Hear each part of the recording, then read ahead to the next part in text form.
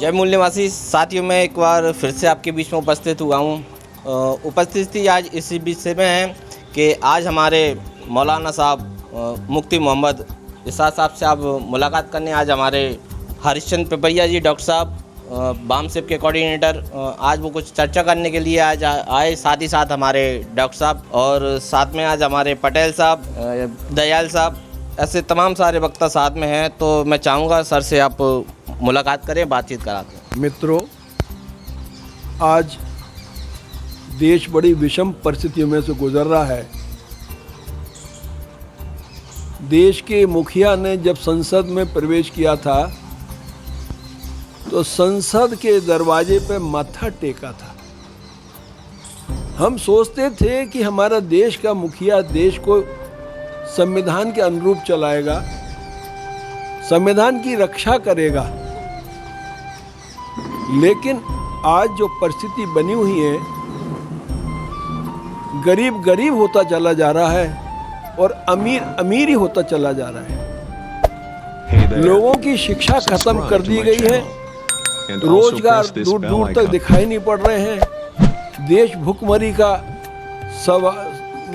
झेल रहा है और उसकी कोशिश से कैसे भी करके केवल मात्र उद्देश्य उसका एक ही है, सत्ता। वो इतने पर भी अनैतिक कार्यों पे आ चुका है कि देश की हार्मनी को, भाईचारे को तोड़ना चाहता है, हमको हिंदू मुस्लिम में बांटना चाहता है। ये बड़े शर्मनाक बात है।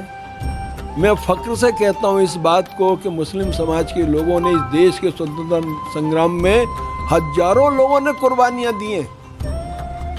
हजारों लोगों ने, SC ST के लोगों ने कुर्बानियाँ दी हैं। लेकिन नंबर 1 मुस्लिम समाज था, फिर सिख समाज आता है।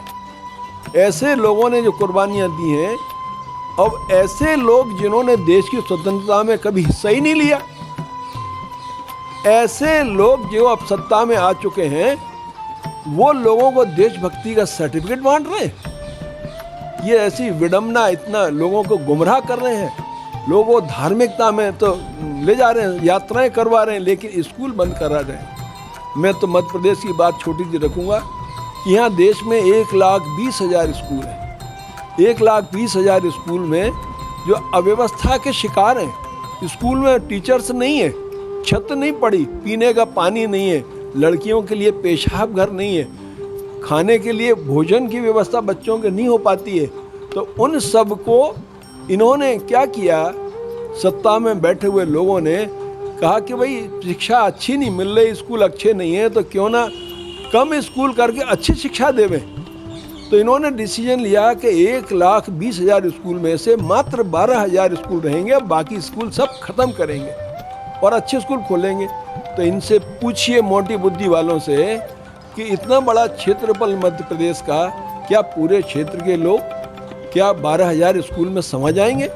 आएंगे तो कैसे आएंगे? क्या ये उनको बसें लगाएंगे? क्या व्यवस्था करेंगे?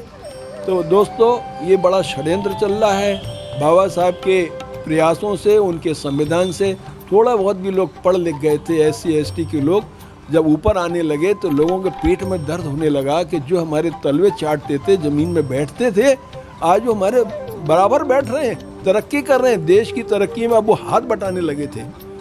दोस्तों, इस षड्यंत्र को समझना पड़ेगा।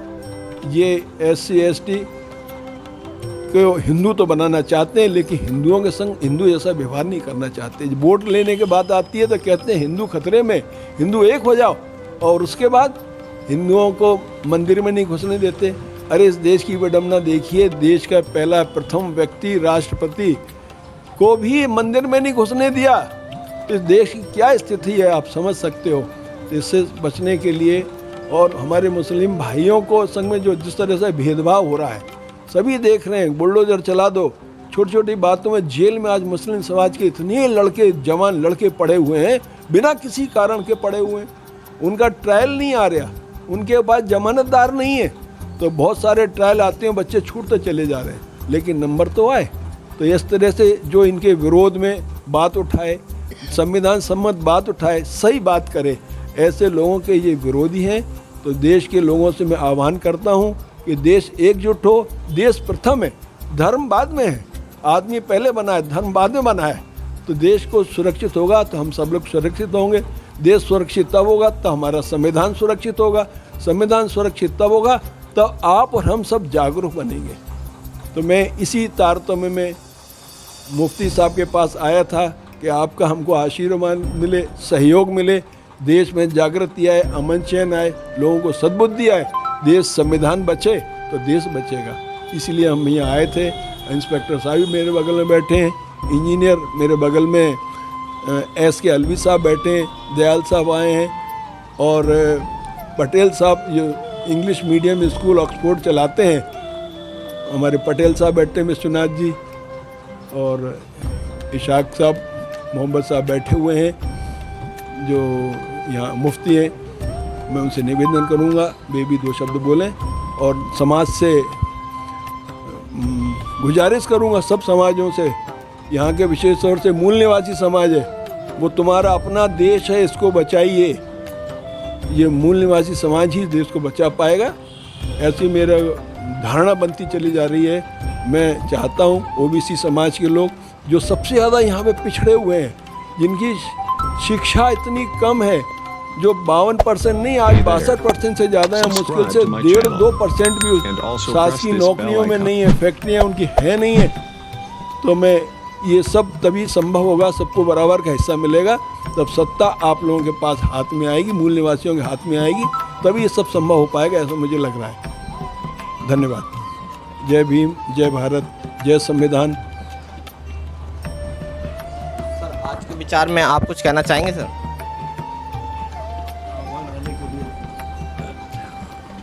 मैं सिर्फ यही कहना चाहूँगा कि मैंने बचपन में सुना था कि भाई जो है हमारी सियासी पार्टियां जो भी हुकूमत में हुआ करती थी वो ये कहा करती थी भाई गरीबी को मिटाना है और गरीबी को मिटाने के लिए तदबीर और कोशिश करना है।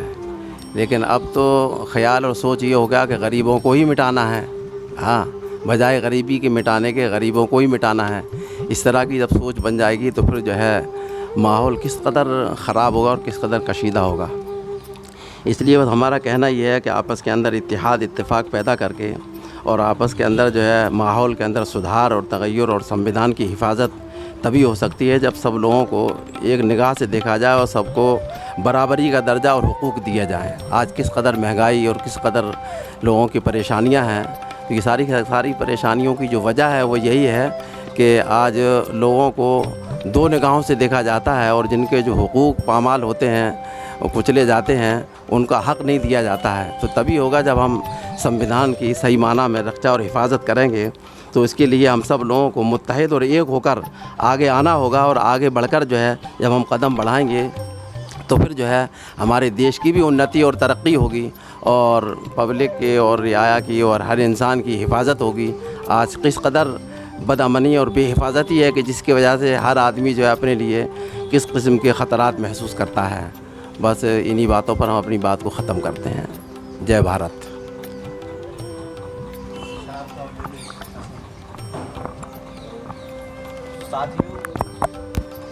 आज की बातों का हम यहीं समाप्त करते हैं। जानकारी आपको कैसी लगी तो मैं चाहूँगा आप चैनल को लाइक करें, सब्सक्राइब करें और समाज को जागरूक करने के लिए इस वीडियो को आगे बढ़ाएं। धन्यवाद।